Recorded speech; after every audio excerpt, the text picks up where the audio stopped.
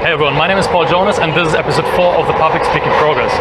So on the last one you saw, I made the how-to something, and what I need to improve on is my stand. It needs to be like a little bit closer altogether, and I need to speak a little slower there, make some more pauses to attract the audience and get like more attention in there.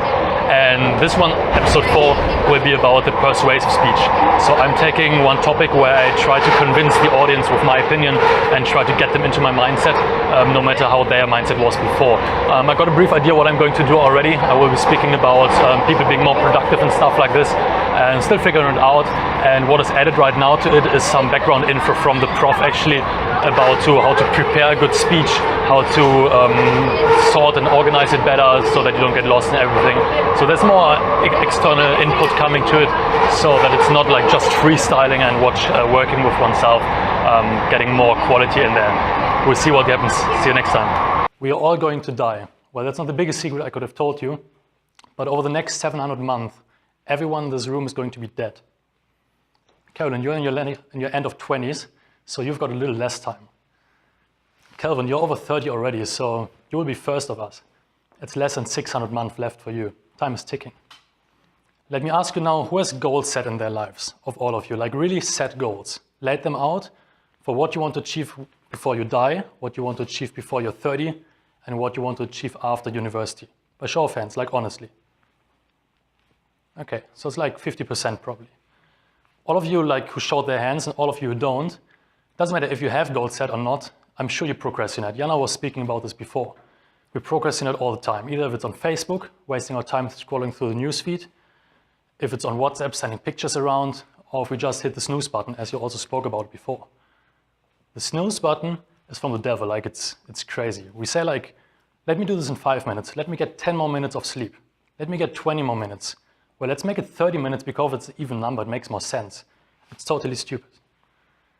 And what's the bad thing about it? I mean, we've got those 30 minutes more, otherwise we wouldn't do it. Why shouldn't we do it? What's so bad about the thing?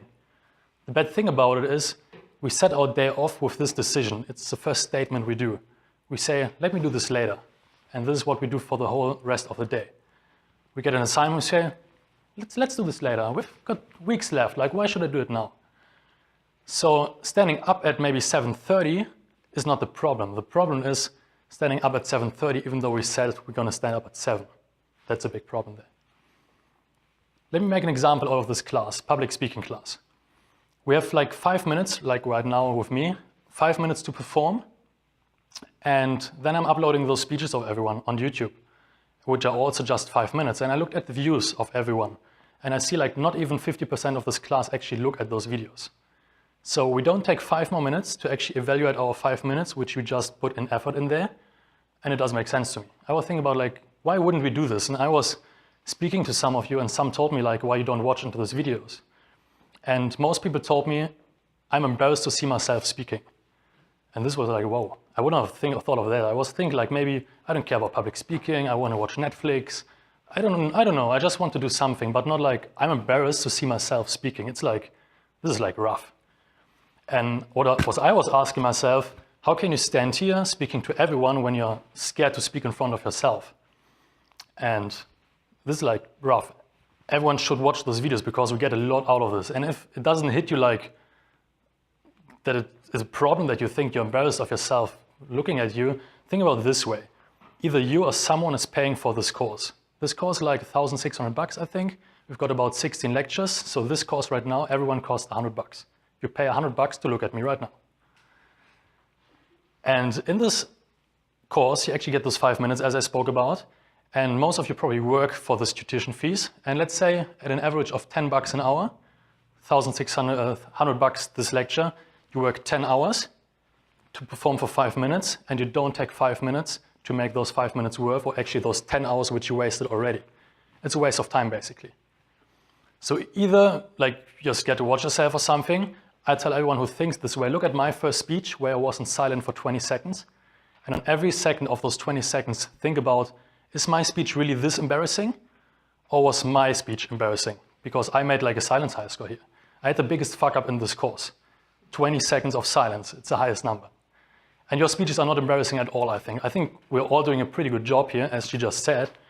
And we can be tremendously better if we just put some more little effort in there and we'll be all off grade. Let me go back to the goal setting.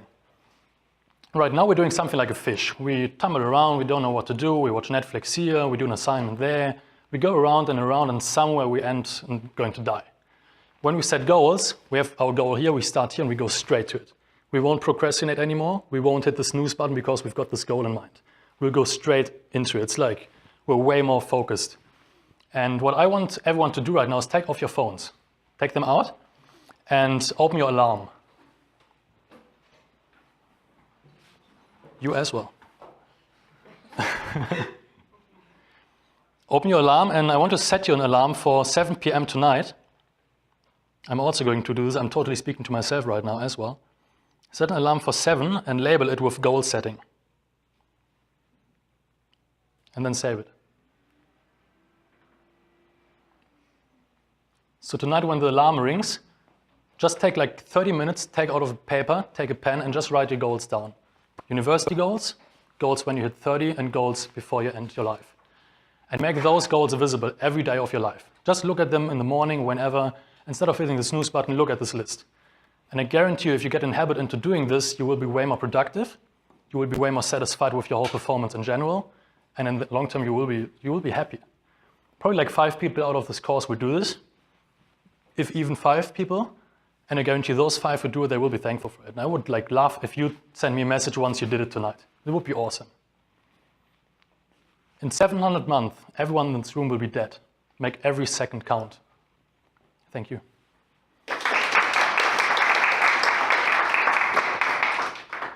Okay, feedback. Harley. I thought you seemed really comfortable up there. I think each week you're improving, and I think you seemed a lot more natural this week than certainly from your first performance. I liked the content, thought it was motivating. I enjoyed it. Okay, Lauren? Oh. Only Lauren. Sorry. Yeah, it was relevant to everybody, and I thought you obviously something that you care about, and I could tell that.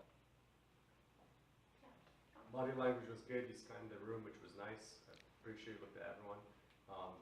You close your legs like she keeps telling you Yeah. to. Way better. Found that you use the word like quite often. Okay. So just keep it.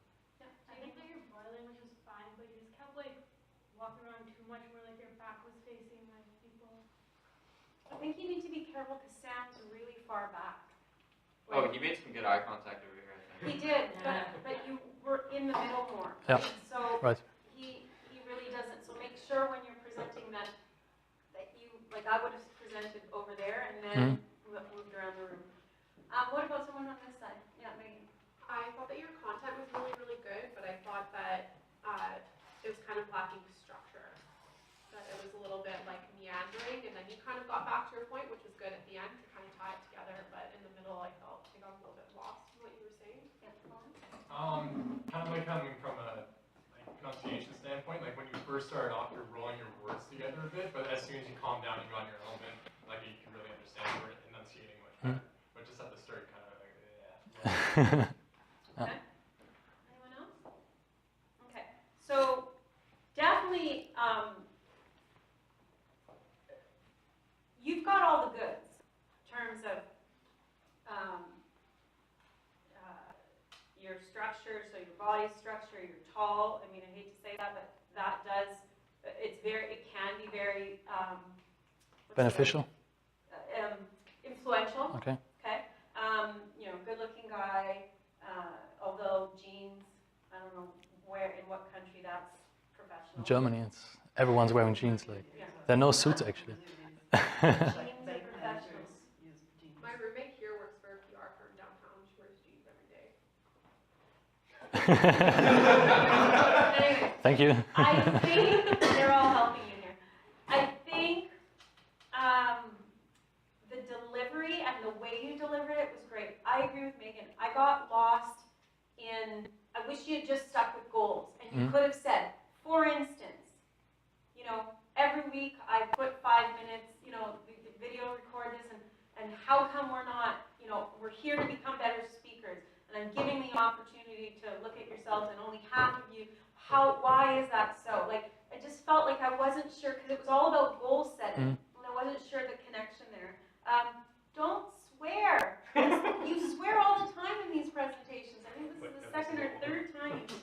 think like depends on what you're saying. Like when I'm speaking about some topic for a company or something, then you couldn't do it. But right now I'm making my point, and I think it's personal to do it. Yeah. Like Now I'll tell you something because I struggled with this. So in my video that I recorded over the weekend, one of the things I was saying was women can be perceived when they're assertive like bitches, right? And everyone there, my editor, everyone said, do not use that word. And I said, well, that's what it is.